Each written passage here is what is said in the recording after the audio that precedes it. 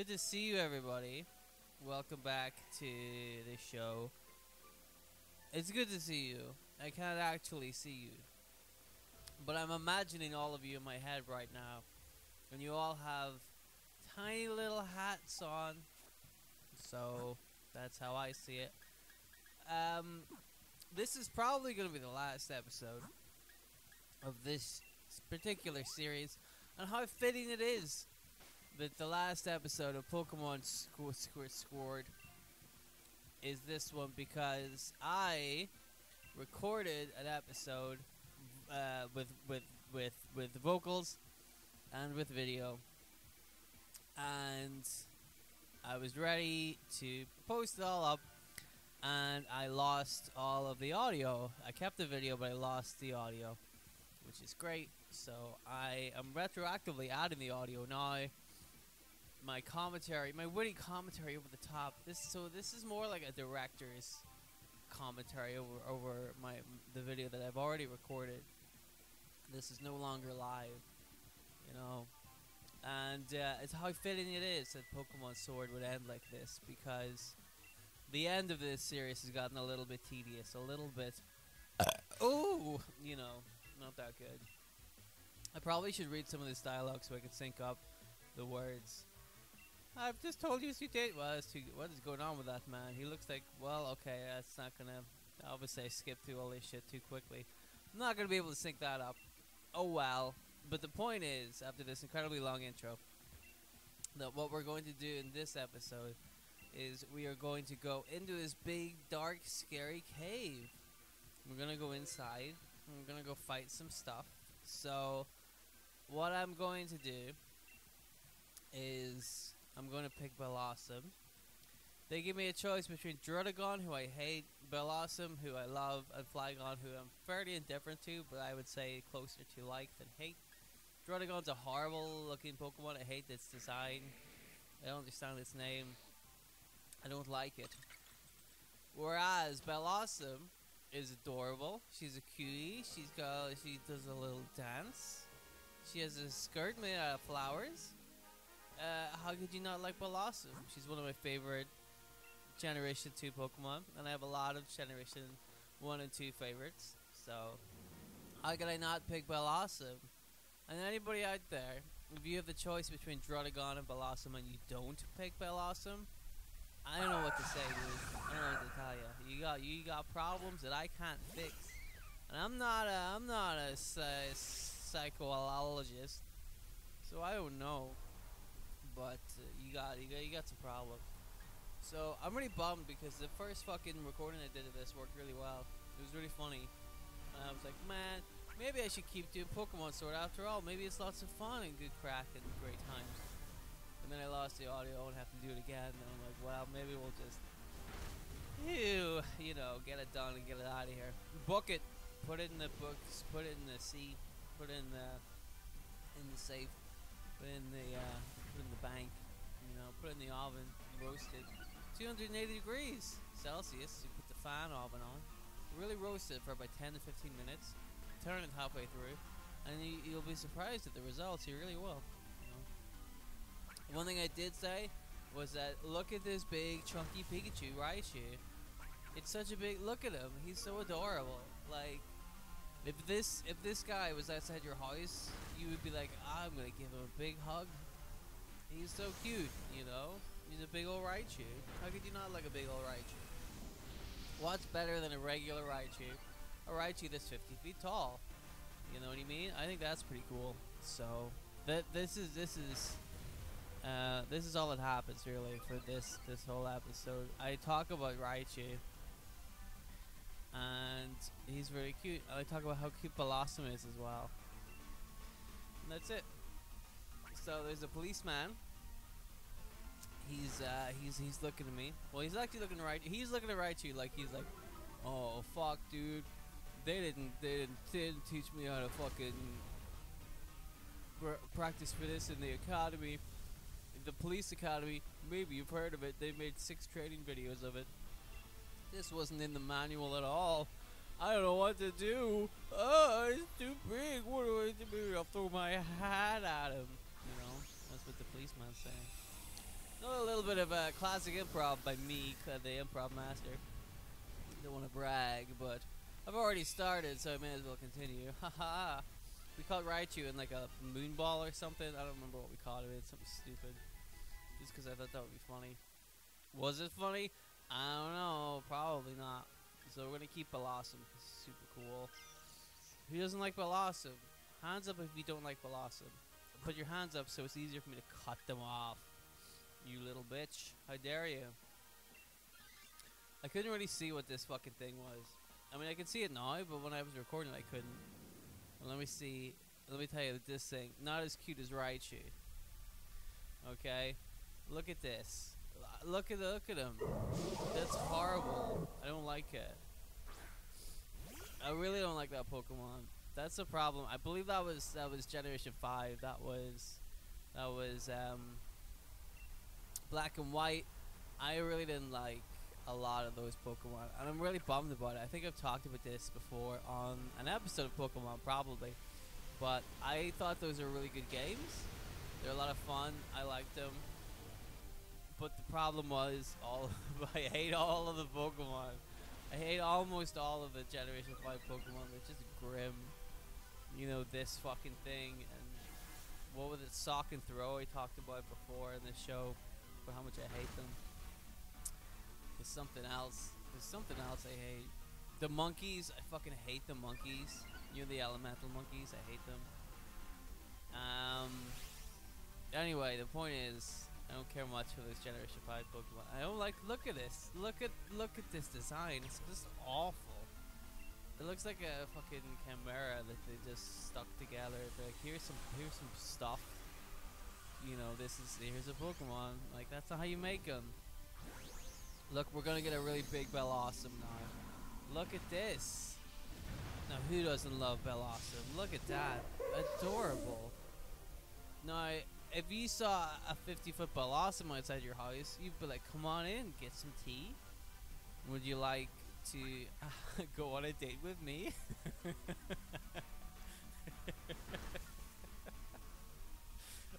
I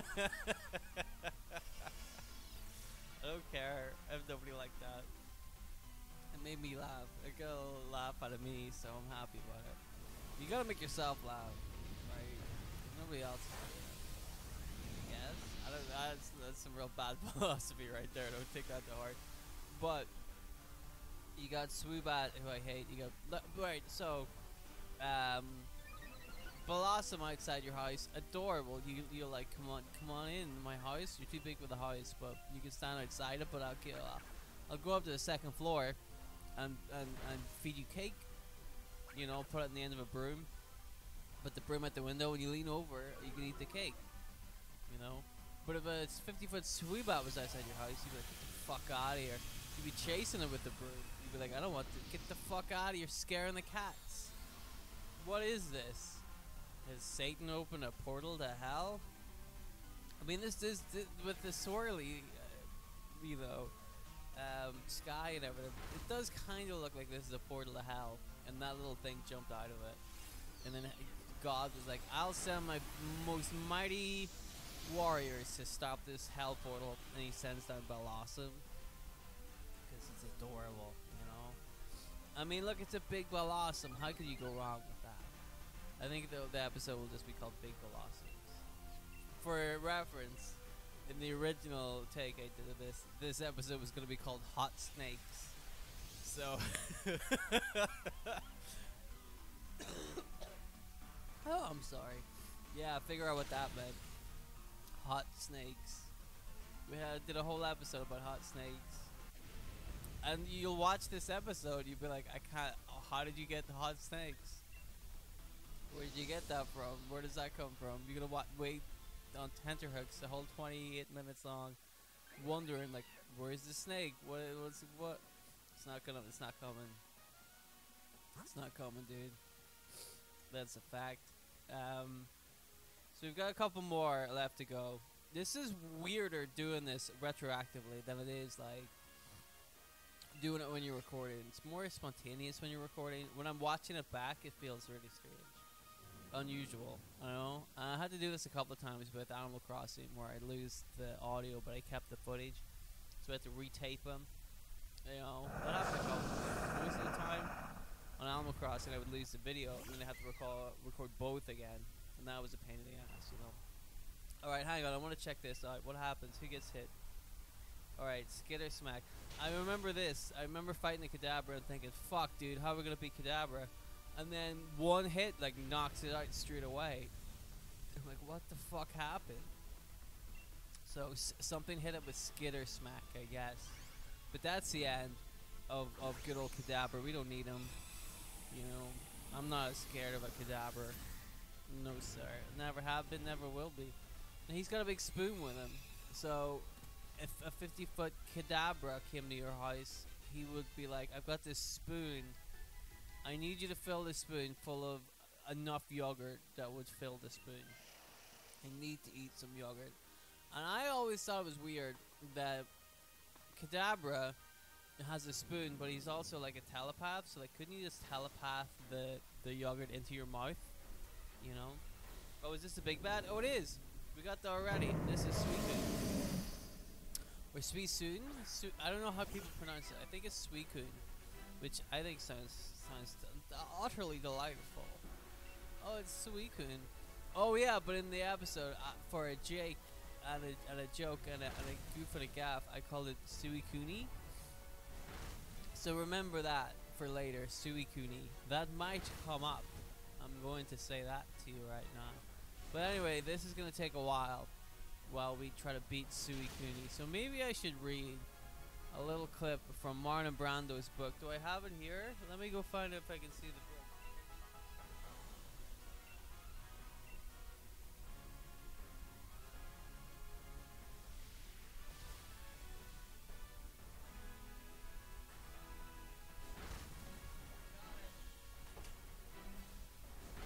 Let me read for you from chapter 1 of Marlon Brando's autobiography, written by Marlon Brando. Brando, songs my mother taught me. Oh, there's pictures of him as a little baby. Oh, he looks so much like him, which is, I guess, appropriate. Introduction. In 1988, I received a telephone call from an old friend, the wife of a Hollywood actor, and a gifted writer and actress.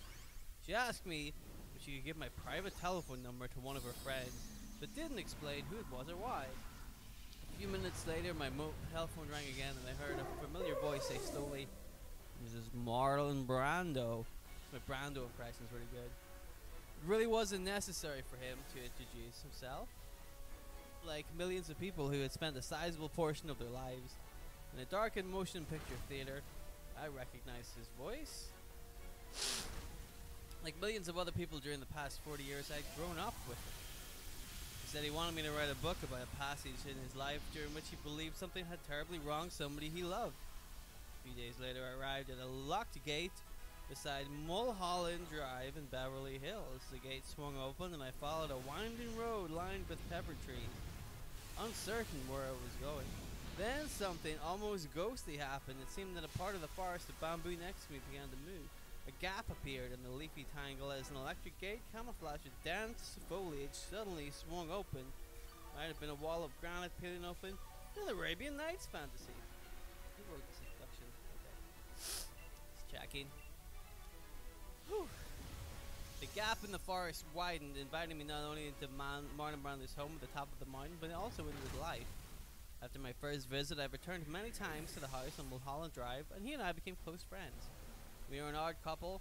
I am a journalist with an ordinary past who's been married to the same woman for only 30 years, and who, reporting from Los Angeles as a correspondent from the New York Times, acquired a passionate disdain for the shallow and self-centered egotism and puerility that affects most movie actors I had encountered. He is an unconventional and reclusive actor who, after nearly 50 years of public life, despises the press, has had hundreds of women in his life, and told me that he hasn't spent more than 2 minutes with any of them. That's unfortunate. Oh, hey, we caught Suicune. I almost got to the end of the introduction. The introduction was written by Robert Lindsay. Just so you know. Now, to me, Robert Lindsay is like a guy from British television. I don't think it's the same Robert Lindsay. Frankly, I think it's probably a different guy. But there you go. So there's a little introduction by Robert Lindsay. I think he might have like co-wrote it, ghost-written it with Marlon Brando.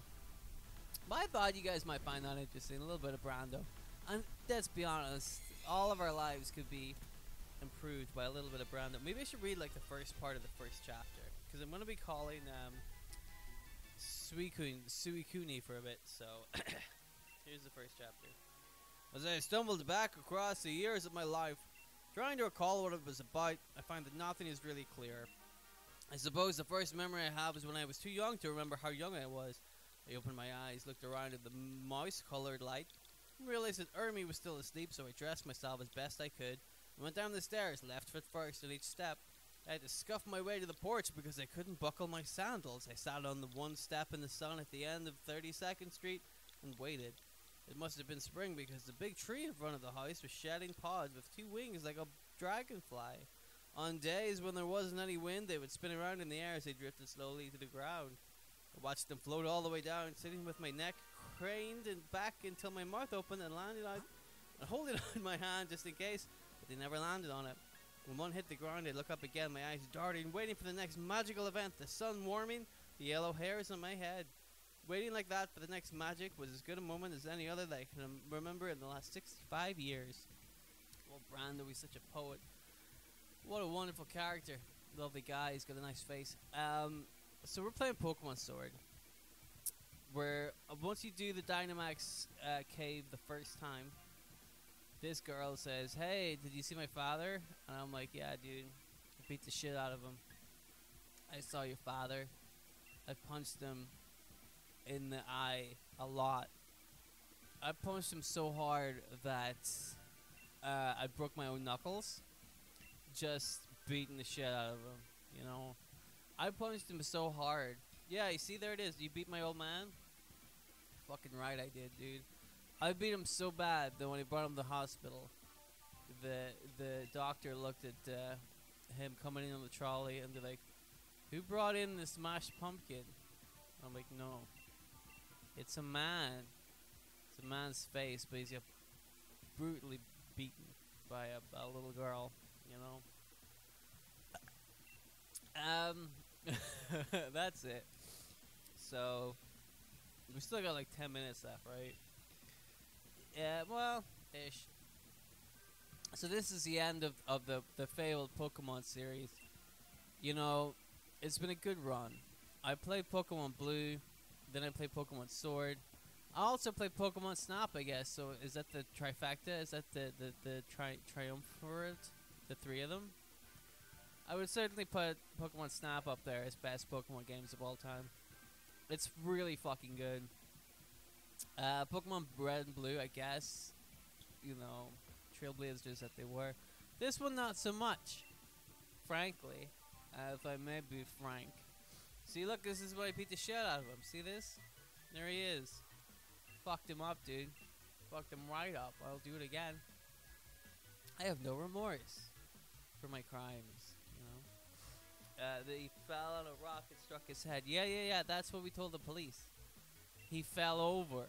Isn't that right, Peony? And then I, like, nudge him in the ribs with my elbow. And he, like, sadly looks at the ground and doesn't say anything. Maybe we'll cut this bit. I don't know how funny this bit is, you know. The Brando bit was probably better.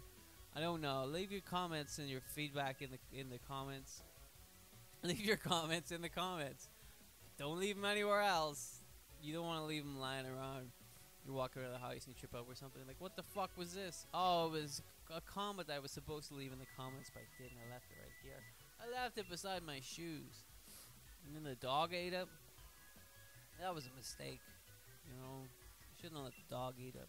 Never let your dog eat stuff he's not supposed to eat. That's my tip. If you learn anything, from this Pokemon Sword adventure, I hope you have learned something. Is you probably learned not to watch my videos anymore, but I'd hope you've learned that don't feed your dog stuff they shouldn't be eating, you know. So that's that. Basically, what's happening in the game, this guy is telling me that we can do the rest of the DLC now. right? You have to do this bit, and then you get to explore the rest of the DLC. I really enjoyed this. I thought this was a lot of fun. This whole DLC was fun. That Dynamax cave thing is a really good way to utilize the Dynamax raid battles. I thought that was really good, and it makes you want to play it. There's like an incentive at the end. It's a lot of fun. I really liked it. Right. The rest of the DLC I like, but not enough to just keep the series. I'm tired of this game, I gotta say. But I also want anybody who is considering playing this to like look at this and maybe make up their own mind. The rest of the DLC is a lot of fun, and I don't want to spoil it for anybody. Because when I played it, I was pleasantly surprised to find out that there was more to it. There was stuff in it that I didn't know about, that the game didn't spoil for me, that the trailers for the game didn't spoil, and I was really happy about that. I thought that was really cool, because it was like, wow, what a surprise. I see a Pokeball up there, so I'm gonna go get that. Yeah, it was like a surprise, like, oh cool, like this is, because usually that's what the trailers were. For the Isle of Armor, there were no surprises. It was like, here's all the Pokemon you can get, here's what you do, you get a bear, and you make them fight a match inside a tower.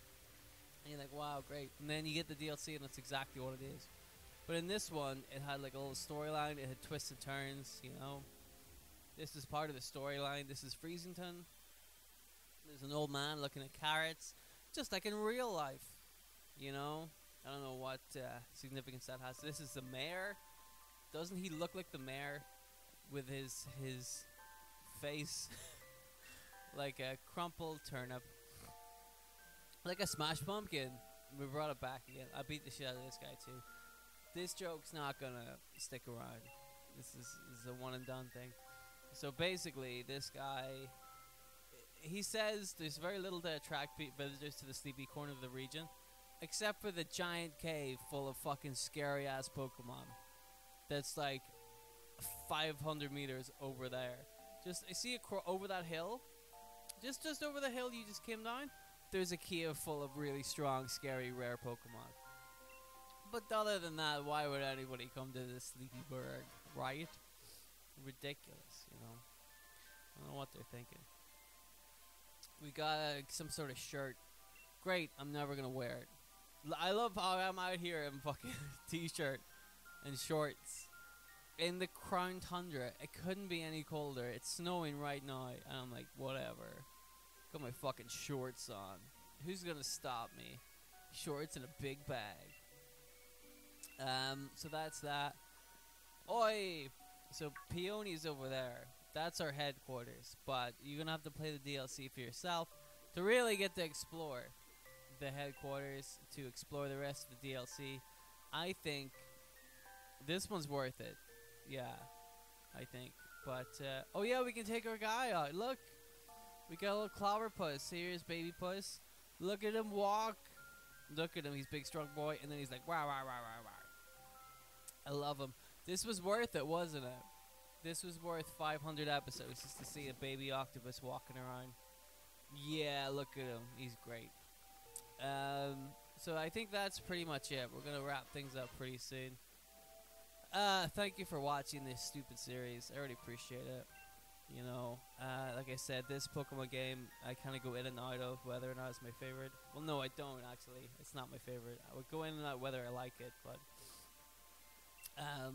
yeah, that's pretty much it. I really appreciate you guys watching this. I don't know why you did, but thank you for taking your time out to watch it. And I'll see you in the next LP, whatever that is. It's a mystery. It's a surprise. So, that's it. I'll see you guys later. Have a good life. I don't know. Seems good to me.